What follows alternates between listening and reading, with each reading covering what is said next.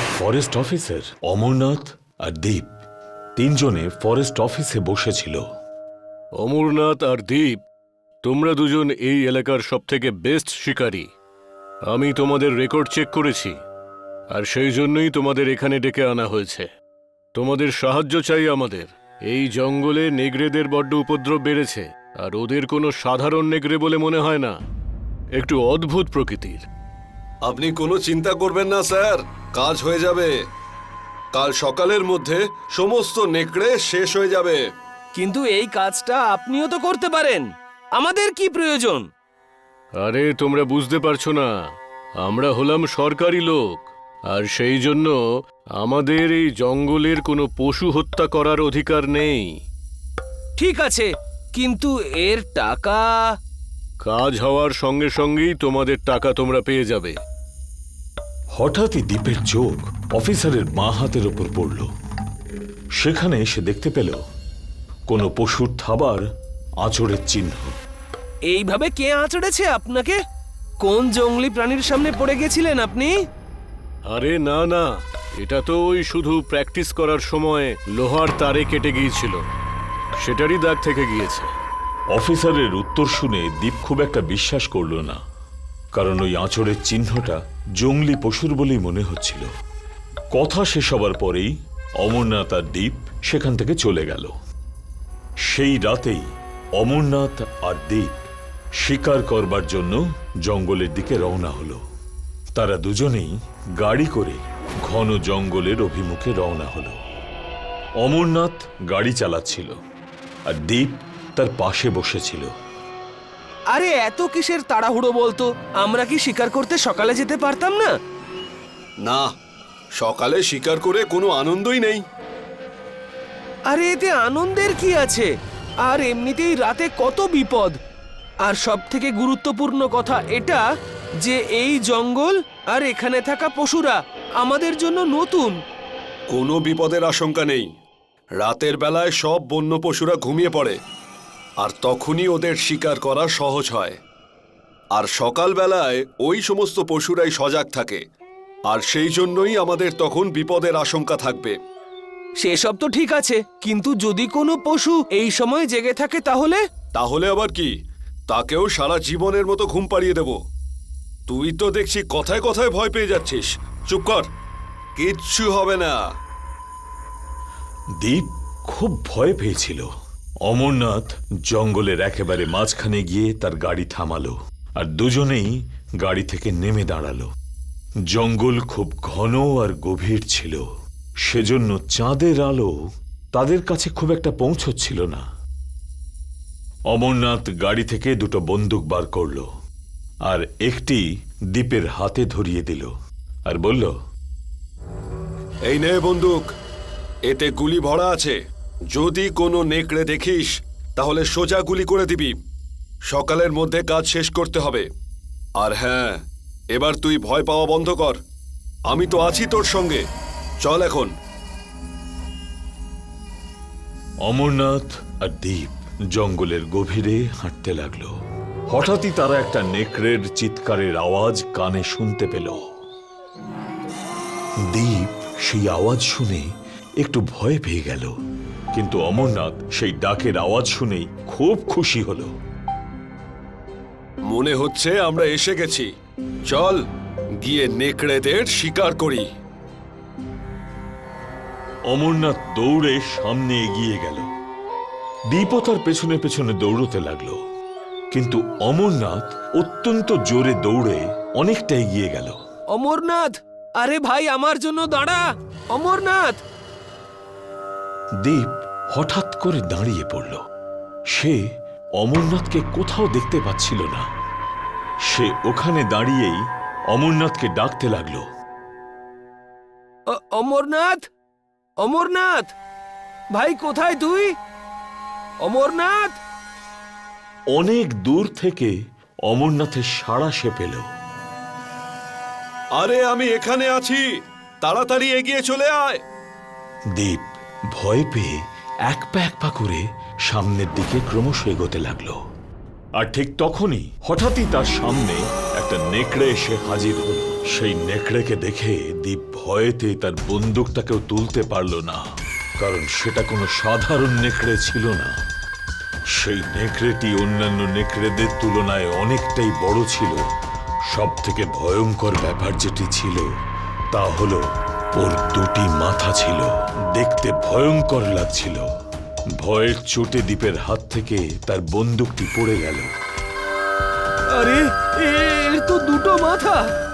এরকম নেকড়ে আগে আমি কখনো দেখিনি। দেখতেও পাবি না, কারণ আমি এই জঙ্গলেই থাকি। নেকড়ের মুখ থেকে কথা শুনতে পেয়ে দীপ আরো ভয় পেয়ে গেল। তুমি কথাও বলতে পারো? আর আমরা শুধু মানুষ খাই। নেকড়ের এই কথা শুনে দীপ ওখান থেকে দৌড়তে লাগলো। নেকড়েও তার পেছনে ধাওয়া করলো। এদিকে অমরনাথ তার বন্দুক হাতে নিয়ে সাবধানে হাঁটছিল। আর হঠাৎই সে দীপের ভয়ার্ত চিৎকার শুনতে পেল। অমরনাথ পেছন ফিরে তাকালো। দীপ, কি হয়েছে তোর? কোথায় আছিস? যেদিক থেকে দীপের গলা পেয়েছিল সে সেই দিকে দৌড়তে লাগলো। হঠাৎ অনেক নেকড়ের কান্নার শব্দ সে শুনতে পেল। সামান্য ভয় পেলেও তাও সে দৌড়তে লাগলো। রাস্তার মধ্যে সে দীপের পড়ে থাকা বন্দুকটিকে দেখতে পেল। জানি না দীপ কোথায় চলে গেল। দীপ, দীপ! অমরনাথ আবার দৌড়তে লাগলো। সে দৌড়তে দৌড়তে হঠাৎই পা পিছলে মাটিতে আছাড় খেয়ে পড়ল। পেছন দিকে তাকিয়ে সে যা দেখল, ভয়ের চোটে তার শ্বাস বন্ধ হয়ে এলো। মাটিতে অনেকটা রক্ত পড়েছিল, আর পাশেই রক্তাক্ত হয়ে দীপের পোশাক। তখনই হঠাৎই পেছনের ঝোপ থেকে সে কিছু আওয়াজ পেল। পেছন ফিরে সে তাকিয়ে দেখল চারটে লাল চোখ তার দিকে তাকিয়ে রয়েছে। সঙ্গে সঙ্গে সে তার বন্দুক তুলে ওই চোখগুলোর দিকে তাক করে দাঁড়িয়ে পড়ল। আচ্ছা, তাহলে তোরাই হলি সেই নেকড়ে। বাইরে আয়। সেই চারটে লাল চোখ যে মুহূর্তে ঝোপ থেকে বেরিয়ে এলো, তা দেখে অমরনাথ ভয়ে কাঁপতে লাগলো। ওই দুটো মাথাওয়ালা বড় নেকড়েটাকে দেখে অমরনাথের মুখ থেকে কোনো শব্দই বেরোলো না। ওই নেকড়েটির দুটো মুখ থেকে রক্ত ঝরে পড়ছিল। সে অমরনাথের দিকে ক্রমশ এগিয়ে আসছিল। অমরনাথ সঙ্গে সঙ্গে তার দিকে গুলি চালালো, আর সেই গুলি একটা সাধারণ পাথরের মতো ওই নেকড়ের পেটে গিয়ে লাগলো আর ছিটকে মাটিতে পড়ে গেল। সে তখন দ্বিতীয়বার গুলি করল, কিন্তু তাতেও কোনো লাভ হলো না। তোমার এই খেলনা দিয়ে আমার কিছুই হবে না। নেকড়ের সেই ভয়ঙ্কর আওয়াজ শুনে অমরনাথ ভীষণভাবে ভয় পেয়ে গেল, আর তার হাত থেকে বন্দুকটা নিচে পড়ে গেল। নেকড়ের কাছে সে তখন তার নিজের প্রাণ ভিক্ষা করতে লাগলো। আমাকে যেতে দাও। এরপর থেকে আর কোনোদিনও আমি এই জঙ্গলে আসবো না। এই জঙ্গলে কেউ শিকার করতে কখনোই আসতে পারে না।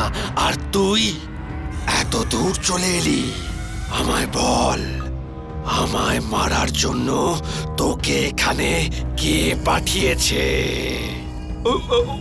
ওই ফরেস্ট অফিসার পাঠিয়েছে।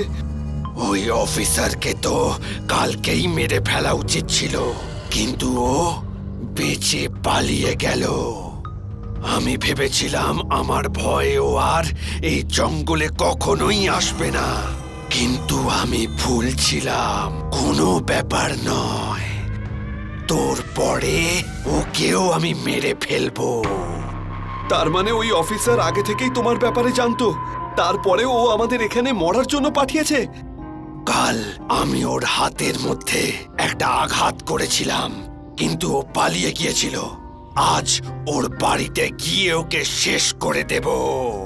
নেকড়েটি সামনের দিকে ক্রমশ এগিয়ে এলো, আর সে অমরনাথের বুকের উপর তার থাবা দিয়ে দুবার আঘাত করল।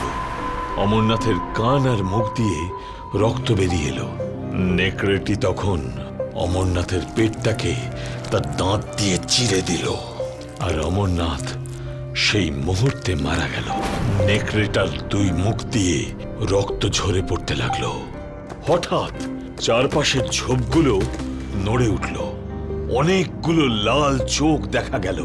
তোমরা সবাই একে খাও, ততক্ষণ আমি ওই অফিসারের ব্যবস্থা করছি। আজকের পরে কেউই আমাদের জঙ্গলের দিকে চোখ তুলে তাকানোর সাহস পাবে না। এইটুকু বলেই নেকড়েটি ওখান থেকে দৌড়ে চলে গেল।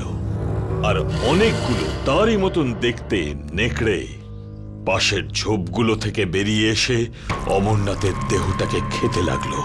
এদিকে ফরেস্ট অফিসার তার নিজের ঘরে আরাম করে শুয়েছিল। হঠাৎই সেই ঘরের দরজা খুলবার আওয়াজ পেল, আর তার ঘুম ভেঙে গেল। দরজাটা খুলে যেতেই সে দেওয়ালেতে ওই নেকড়ের ছায়া দেখতে পেয়ে খুব ভয় পেয়ে গেল। নেকড়েটি রাগে ওই অফিসারের দিকে ক্রমশ এগিয়ে গেল। অফিসার সঙ্গে সঙ্গে টেবিলের ওপর পড়ে থাকা বন্দুকটি তুলে নিয়ে নেকড়েটির দিকে গুলি চালালো। ভুলে গেছো নাকি তুমি অফিসার? এই খেলনা আমার কিচ্ছু করতে পারবে না।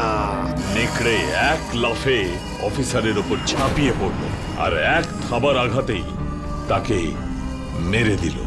অফিসারকে মারবার পর নেকড়ে আনন্দে চিৎকার করে উঠল। ওই ঘটনার পর ওই জঙ্গলের দিকে যে কোনো মানুষ যেতে ভয় পেত, কিন্তু ক্ষুধার্ত হলে ওই নেকড়েগুলি মানুষের বসতিতে এসে মানুষদের হত্যা করে খেত।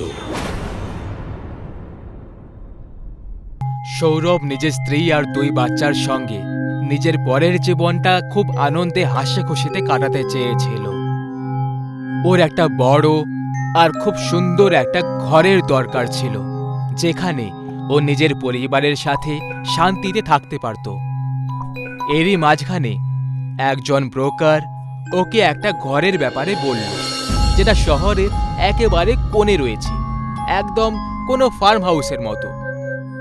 ঘর তো সত্যিই খুব সুন্দর ছিল, কিন্তু সমস্যা এটাই ছিল যে এই ঘরটা শহর থেকে অনেক দূরে একদম নির্জন এলাকায় ছিল। এই কারণে এই ঘরের দাম এর আসল দামের থেকে অনেক কম ছিল, যেটা একটা লাভের ডিল হতে পারত। Riya, what do you think? এই ঘরটা আমাদের জন্য কেমন হবে? আমাকে তো খুব ভালোই লাগছে। ঘর তো সত্যিই খুব সুন্দর, কিন্তু প্রবলেমটা হলো যে এই এলাকাটা খুব নির্জন, আর এখানে একমাত্র শুধু আমাদের ঘর হবে। আরে কিন্তু এটা তো খুব ভালো কথা, তাই না? কারণ এখানে আমরা শান্তিতে থাকতে পারবো, শহরের এত কোলাহল থেকে অনেক দূরে। এখানে খুব আনন্দে থাকবো। এই কথাটা ঠিকই। ওয়েল, যদি তোমার ঠিক লাগে তাহলে এটাই ফাইনাল করা যাক। আর নয় তো কি, এত সুন্দর আর এত বড় ঘর, তাও আবার এত কম দামে। এ তো সত্যি দারুণ ডিল হবে। আর এমনিতেও যদি কোনো সমস্যা হয় তাহলে আমরা তক্ষুনি চলে যাব। একদম ঠিক। এরপরে সৌরভ ওই ঘরটা কিনে ফেলে। ঘরটা খুবই সুন্দর ছিল, খুব বড় ছিল। যখন ওরা সবাই ঘরে এন্টার করে, তখন ওরা ওই ঘরের মধ্যে অনেক আজব আজব পেন্টিং দেখতে পায়। পেন্টিং অনেক মার্ডার্স, ক্রাইমস আর ধর্ষণের ছিল। পেন্টিংয়ের প্রথম ইমপ্রেশন করা মাত্র সৌরভ খুব রেগে যায়, আর ওই ঘরের এক্স ওনারকে কল করে। আরে শুক্লা বাবু, এটা আপনার কি ধরনের ঘর? এত খারাপ পেন্টিং স্কেল লাগায় শুনি। আরে সরি সরি সরি, আমি ওগুলো সরাতে ভুলে গেছি। আসলে আগে যে ভাড়াটে ছিল, এগুলো তাদেরই পেন্টিং। কোনো ব্যাপার না, আমি কিছু জনকে পাঠিয়ে ঘর থেকে সব পুরনো জিনিস সরিয়ে দিচ্ছি। হ্যাঁ হ্যাঁ, একদম, এটা করলেই ভালো হবে। এই কাজটা তাড়াতাড়ি করুন। এরপর ওই ঘর থেকে সমস্ত পুরনো জিনিসপত্র বাইরে করে দেওয়া হলো। ঘরের সব পেন্টিংস, পুরনো ফার্নিচার্স আর বাকি সব কিছু। প্রায় এক সপ্তাহ অবধি সব কিছু ঠিকঠাক চলল, কিন্তু এক সপ্তাহ পরে হঠাৎ করে একদিন সন্ধ্যায় পুরো ঘরের কারেন্ট চলে যায়। ও শিট! হঠাৎ এই লাইটস কেন চলে গেল? তাড়াতাড়ি কিছু করো, খাবারও তৈরি হয়নি এখনো। রিয়া ক্যান্ডেলস জ্বালানোর জন্য কিচেনে চলে যায় আর ক্যান্ডেলস জ্বালিয়ে নেয়, কিন্তু বারবার ক্যান্ডেলস নিভে যায়। আর তখনই ঠিক ওর পেছন থেকে একটা হাত রাখার অনুভব হয়, যেটা আস্তে আস্তে ওর গলার কাছে এগোচ্ছিল। রিয়া তক্ষুনি পেছনে ঘুরে তখন ওই হাত উধাও হয়ে যায়। কিন্তু রিয়া নিজের থেকে কিছুটা দূরে একটা লোককে দাঁড়িয়ে থাকতে দেখে, যার হাতে একটা মারাত্মক চাকু ছিল। এটা দেখা মাত্রই ও চিৎকার করে ওঠে। ওর চিৎকারের আওয়াজ শুনে সৌরভ তক্ষুনি ওখানে চলে আসে। আরে কি হলো রিয়া, তুমি এত জোরে চিৎকার করলে কেন? সৌরভ, আমি আমি এক্ষুনি একটা লোকে দাঁড়িয়ে থাকতে দেখলাম, যার হাতে চাকু ছিল, আর আর ও আমাকে মারতে আসছিল। এলো কে তোমাকে মারার চেষ্টা করছিল? এ তুমি কেমন আজগুবি কথা বলছো? এখানে আমরা ছাড়া আর অন্য কেউই নেই। না সৌরভ, আমি মিথ্যে কথা বলছি না, সত্যি এই ঘরে কিছু তো গন্ডগোল রয়েছে। তুমি আগে শান্ত হয়ে যাও আর জল খাও। এর পরের মুহূর্তে লাইট চলে এলো আর পুরো ঘর জগমগিয়ে উঠল। এরপরে সৌরভ দেখল যে সবকিছু একদম ঠিক আছে। নিশ্চয়ই এটা রিয়ার কোনো ভ্রম ছিল। এটা শুধু একমাত্র একটা ঘটনা ছিল না যেটা ওরা এই ঘরে অনুভব করেছিল। এরপর থেকে তো একের পর এক এমন ঘটনার জন্ম নিল যেটা কোনো সাধারণ মানুষের জীবনটাকে নষ্ট করে দেয়। প্রায় টেবিলে রাখা কাঁচের গ্লাস নিচে মাটিতে পড়ে যেত, যে কারণে ভাঙা কাঁচ নিচে পড়ে রয়ে যেত। সব জিনিসপত্র নিজের জায়গা থেকে নিজের থেকে সরে যেত। রিয়া প্রায় নিজের মেয়েকে একা একা বিড়বিড় করতে শুনতে পেত। এইভাবেই একদিন সকালে রিয়া যখন লিভিং এরিয়াতে এলো, তখন ও নিজের মেয়ের মুখ থেকে যেটা শুনল সেটা শুনে ওর হুঁশ উড়ে গেল। না, আমরা এখান থেকে কোথাও যাব না, এটা আমাদের ঘর। আমি দেখবো তুমি কিভাবে আমাদেরকে ঘর থেকে বাইরে বার করো। মুন্নিকে এই কথা বলতে দেখে রিয়া খুব অবাক হয়ে রয়ে যায়। ওই কথাটা সৌরভকে গিয়ে বলল, কিন্তু সৌরভ ওকে বাচ্চার একটা মজার ছেলে খেলা ভেবে একেবারে চোখের আড়াল করে দিল। কিন্তু এখন খুব তাড়াতাড়ি এই ঘরে সেই মারাত্মক রাত আসতে চলেছিল, যেটার মুখোমুখি এর আগে এই ঘরে পুরনো ভাড়াটেরা করেছিল। আজ অমাবস্যার রাত ছিল, যখন কালো মেঘ ছেয়ে গেছিল। পুরো পরিবার নিজেদের রুমে শান্তিতে ঘুমোচ্ছিল। তখনই দরজায় একজন খটখট করল। খটখট আওয়াজ শুনে রিয়া হঠাৎ অবাক হয়ে রয়ে যায়, আর দরজায় কে আছে এটা দেখার জন্য ও দরজার দিকে এগিয়ে গেল। কিন্তু তখনই ও মনে মনে এটা ভাবল যে এইভাবে মাঝরাতে দরজায় খটখট করাটা এটা সাধারণ ব্যাপার না।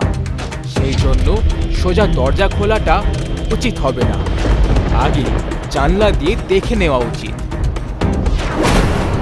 যখনই রিয়া জানলাটা হালকা সরিয়ে বাইরে উঁকি মেরে দেখল, ওর চোখ দুটো একেবারে খোলাই রয়ে গেল। একটা মাথা না থাকা লোক একটা কুড়ুল হাতে নিয়ে বারবার দরজা পিটে যাচ্ছিল। বারবার এই আওয়াজ আসার জন্য সৌরভও জেগে গেল আর বাইরে লিভিং এরিয়াতে চলে এলো, যেখানে ভয়ের চোটে রিয়া তখন ব্যাস নিজেকে সামলানোর চেষ্টাই করছিল। রিয়া, কি হয়েছে? তুমি এইভাবে পুতুলের মতো কেন দাঁড়িয়ে আছো? তখনই ঘরের চারিদিক থেকে ভয়ঙ্কর আওয়াজ গর্জন করতে লাগলো। হঠাৎ এটা শুনে সৌরভও একদম অস্থির হয়ে পড়ে। তখনই ওর নজর সামনে রিয়ার উপর পড়ে যায়, যে নিজের চুল দিয়ে মুখটাকে ঢেকে নিয়েছিল। এই আওয়াজগুলোর মাঝখানে হঠাৎ ওর নিজের বাচ্চাদের কথা মনে পড়ল, যারা রুমের ভেতরে একা ছিল। সৌরভ দৌড়তে দৌড়তে নিজের রুমের দিকে গেল, কিন্তু দরজা অবধি পৌঁছানোর পরে ওর একটা জোরে ঝটকা লাগলো।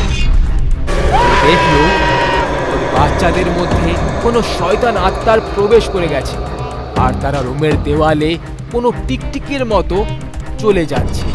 এটা দেখে ও একদম হতবাক হয়ে রয়ে যায়।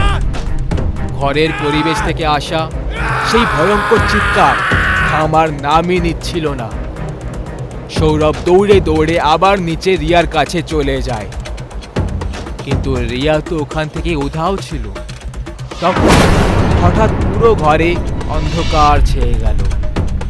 ঠিক সেই সময় কেউ আস্তে করে সৌরভের কাঁধে হাত রেখে দেয়।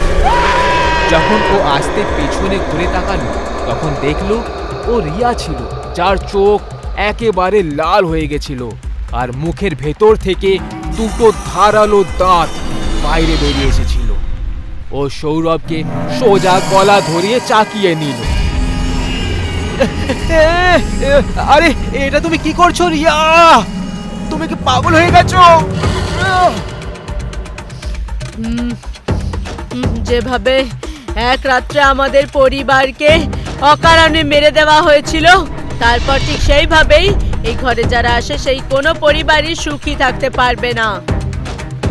তোর বউ বাচ্চা সবাই তো অনেক আগেই মরে গেছে, আর এখন তোর পালা। এইটুকু বলে রিয়া সৌরভকে একদম দ্রুত গতিতে সামনে পড়ে থাকা পিলারের দিকে ছুঁড়ে দেয়, যে কারণে ওর খুব গম্ভীর আঘাত লেগে যায়। আর তারপর রিয়া একটা ধারালো চাকু নিয়ে ওর দিকে এগিয়ে আসে, আর তারপর ওর শরীর থেকে বেঁচে থাকা প্রাণটাও বাইরে বের করে নেয়। কথাই বলে, যখনই আপনি নিজের ঘর কিনবেন তাহলে ভালো করে খোঁজ খবর অবশ্যই করে নেবেন, কারণ অনেক ঘরের গল্প অনেক ভয়ঙ্কর হয়ে থাকে, যেটার পরিণাম কল্পনা করা মাত্রই শরীরে মৃত্যুর ভয়ের নদী বইয়ে দেয়। এই পরিবারের সাথেও কিছুটা এরকমই হলো। এরাও ফেসে গেল এমন একটা ঘরের যেটা অভিশপ্ত ছিল। ওই অভিশপ্ত ঘরের ইতিহাস কিছুটা এই রকমের যে অনেক বছর আগে এই ঘরেই একটা পরিবার বাস করত। এখন কারণ এই ঘর শহর থেকে একদম আলাদা একটা নির্জন এলাকায় অবস্থিত, তাই এই কারণে এই ঘরটাকে তাক করাটা ডাকাতদের জন্য খুব সহজ ছিল। এক রাতে কিছুটা এইভাবেই দরজা খটখটানোর পরে পরিবারের লোকেরা দরজা খুলল।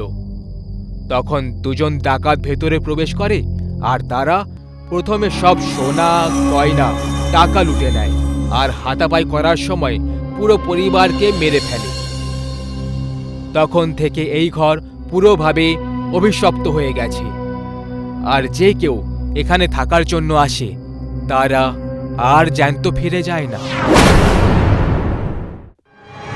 রাত প্রায় 2টো বেজেছিল।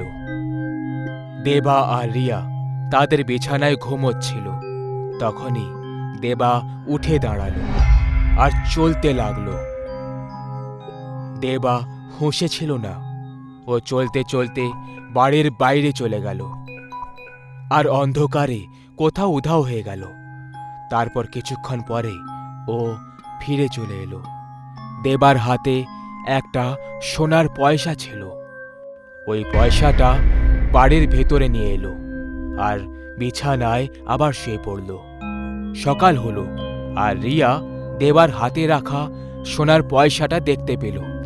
বাহ, আমার জন্য সোনার পয়সা এনেছে। আমি কাল তোমাকে এটাই বলছিলাম, সোনা কিনে আনো, আর তুমি আজকে নিয়েও চলে এলে। খুব ভালো করেছো। দেবা এই ব্যাপারে কিচ্ছু জানতো না। ও জানতো না যে ওর কাছে সোনার পয়সা কোত্থেকে এলো। ও বারবার মনে করার চেষ্টা করছিল, কিন্তু ওর কিছুই মনে পড়ল না। রিয়া খুশিতে ছিল কারণ ও সোনা পেয়ে গেছে, কিন্তু দেবা বিরক্ত ছিল যে ওই পয়সাটা কোথায় পেল। যাই হোক, দিন কাটল আর মাঝরাতে দেবা আবার উঠল আর অন্ধকারে কোথাও চলে গেল। কিছুক্ষণ পরে ও ফিরে এলো আর একটা সোনার পয়সা সঙ্গে নিয়ে। এই ব্যাপারটা প্রত্যেক দিন হতে লাগলো। রিয়া খুশিতে ছিল আর দেবা চিন্তায়। একদিনের কথা, রিয়া কিচেনে কাজ করছিল। বাপ রে বাপ, আজকেও এত সময় কেটে গেল বাড়ির কাজ করতে করতে। দেবা, এই জিব্বাটা নামাও, আমার হাতে পৌঁছচ্ছে না। দেবা, এখানে এসো না। দেবা, শুনতে পাচ্ছ না নাকি?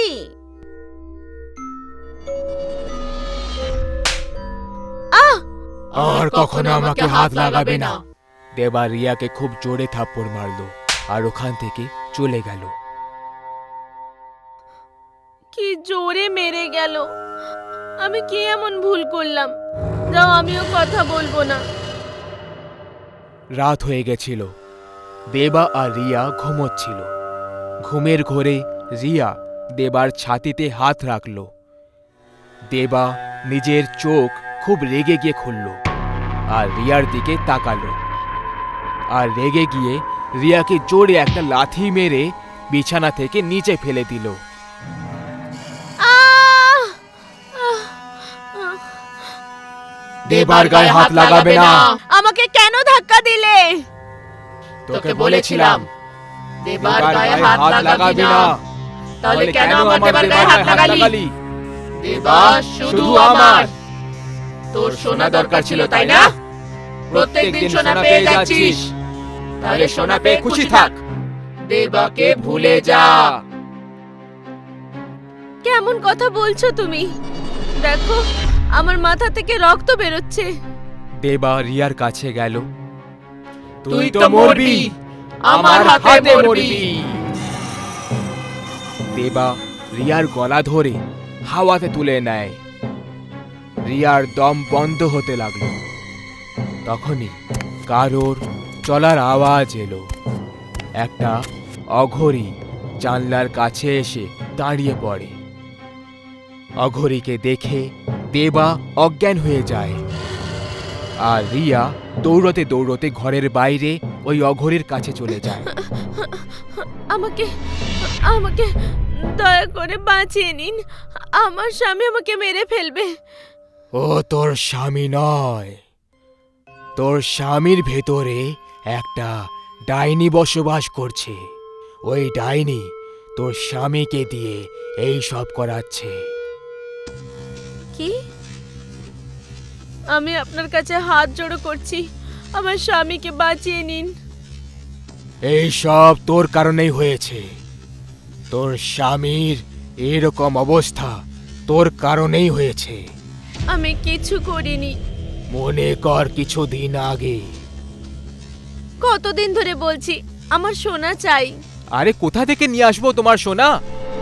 এত দাম বাড়ছে, টাকা আর বাকি থাকে কোথায় যেটা দিয়ে আমি তোমার জন্য সোনা কিনবো? সেটা আমি শুনতে চাই না। যদি এটাই বলার ছিল তাহলে বিয়ের সময় কেন কিছু বলনি? তোমার মতো স্বামী যেন আর কেউ না পায়। আমার তো জীবনটাই নরক হয়ে গেল তোমার সাথে। যেভাবে হোক নিয়ে এসো, নিজেকে বিক্রি করে নিয়ে এসো, কিন্তু আমার সোনা চাই। এবার তুই খুশি তো? প্রত্যেক দিন একটা করে সোনার পয়সা পেয়ে যাচ্ছিস তুই। তুই বলেছিলি না নিজেকে বিক্রি করে সোনা নিয়ে এসো। তোর স্বামী নিজের আত্মা ওই ডাইনিকে বিক্রি করে দিয়েছে, আর তার বদলে প্রত্যেক দিন একটা করে সোনার পয়সা পেয়ে যায়। ভুলে যা নিজের স্বামীকে তুই। না না, আমি আমার স্বামীকে চাই। আমার স্বামীকে বাঁচিয়ে নিন।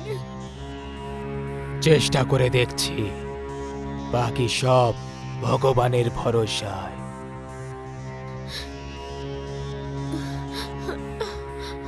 ঠিক আছে, মনে হচ্ছে দেবা উঠে পড়েছে। চুপ করে আমার পেছনে আয়। রাত 2টো বেজে গেছিল। দেবা উঠে জঙ্গলের দিকে চলে গেল। দেবার পেছনে অঘরী আর রিয়াও জঙ্গলে চলে গেল।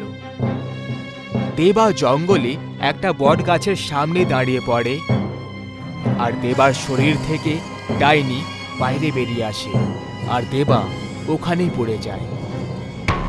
এটা তো ডাকিনী ডাইনি। ডাকিনী ডাইনি যখন বাইরে এলো, অঘরী দেবার মাথায় ছাই লাগিয়ে দিল আর হাতে একটা লাল সুতো বেঁধে দিল, আর দেবার আশেপাশে ছাই দিয়ে একটা ঘেরা তৈরি করে নিল। ডাকিনী ডাইনি গাছ থেকে বাইরে বেরিয়ে চিৎকার করতে লাগলো।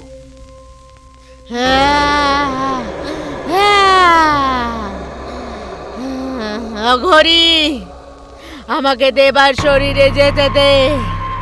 না, তুই দেবাকে ছেড়ে দে। না, ছাড়বো না আমি দেবাকে, আর তোকেও মেরে ফেলবো। তুই আমাকে স্পর্শ করতে পারবি না, তোকে আমি পুড়িয়ে ভস্ম করে দেব। ডাকিনী ডাইনি রিয়ার শরীরে ঢুকে পড়ে। দেবের জ্ঞান ফিরে যায়। রিয়া!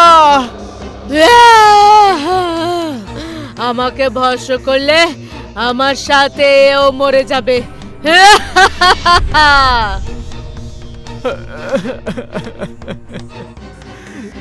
রিয়ার চুল খুলে যায় আর ও উল্টোভাবে গাছে ঝুলে পড়ে। ওম হিম ক্রিম চামুন্ডায় নমঃ। ওম হিম ক্রিম চামুন্ডায় নমঃ। রিয়ার শরীর ছেড়ে দে, না হলে এই গাছটাকেই পুড়িয়ে দেব। না না, তুই এরকম কিচ্ছু করবি না অঘরী। আমি এটাই করব।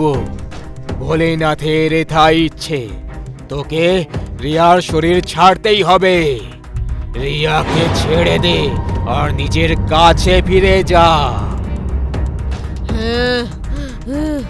ঠিক আছে, ঠিক আছে, আমি চলে যাচ্ছি। ডাকিনী ডাইনি রিয়ার শরীর ছেড়ে বট গাছের ভেতরে ঢুকে পড়ে। অঘরী, আজ তো তুই কে বাঁচিয়ে নিলি, কিন্তু আমি দেবাকে ছাড়বো না। অঘরী রেগে গিয়ে গাছের দিকে তাকালো আর তারপর সে নিজের শক্তি দিয়ে বট গাছটায় আগুন লাগিয়ে দিল।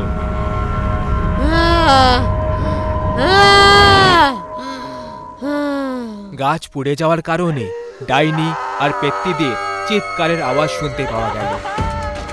দেবা, এইসব তুমি নিজে করেছিলে না? সেদিন তুমি ওই কালো জাদুঘরের কাছে যেতে, আর না এই ডাইনি তোমার পেছনে লাগতো। মানুষ নিজের লোভ আর স্বার্থের জন্য কালো জাদুর ব্যবহার তো করে নেয়, কিন্তু সেই কালো জাদু তার নষ্টের কারণ হয়ে যায়। এখনো সময় আছে, শুধরে যাও। এইবারে আমি তোমাকে বাঁচিয়ে নিয়েছি, প্রত্যেকবার আসবো না। ঘরে যাও আর যা কিছু তোমাদের কাছে আছে সেটা নিয়েই খুশি থাকো। বেশি টাকার লোভ করো না।